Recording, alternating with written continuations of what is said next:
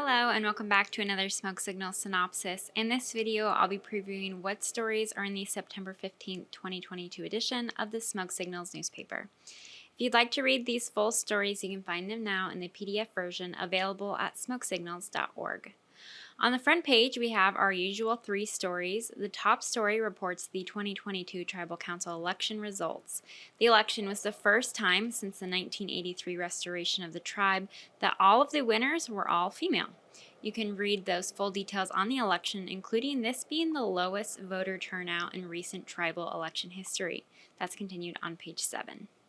A very popular story, we have the tribe renamed the 23-acre site at the Willamette Falls, formerly known as Blue Heron Paper Mill site.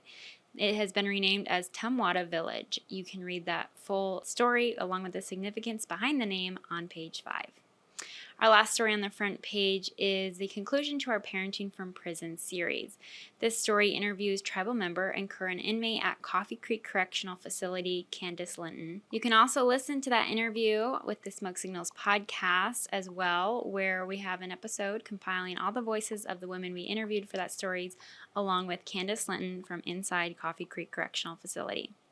Tribal Council approved 3 supplemental budget increases for 2022 during the Wednesday, September 7th meeting. You can read that update and other actions from the meeting on page 5.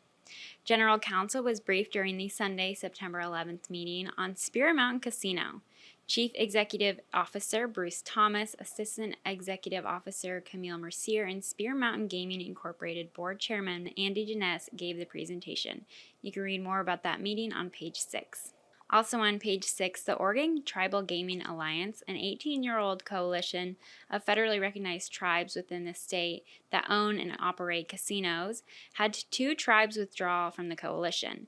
You can read what tribes and the tribal responses on that full story. Tribal member Brittany Frederick was crowned Miss Oregon American in July. She told Smoke Signals her pageant journey and how she juggled a full-time job, plus being a mother and a wife while competing in this competition. She went on to the national pageant where she competed with 46 women from across the United States. That story is on page 8. Smoke Signals is looking into writing stories about tribal members who have been helped by the tribe's small loan program since it was established in March of 2021.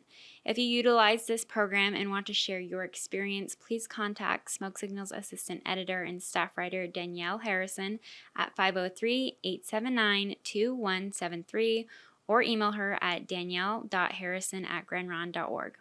And that was your Smoke Signals synopsis. You can read the entire paper now online at smokesignals.org or in the print edition coming to you soon. I'm Kamaya, the social media digital journalist for Smoke Signals.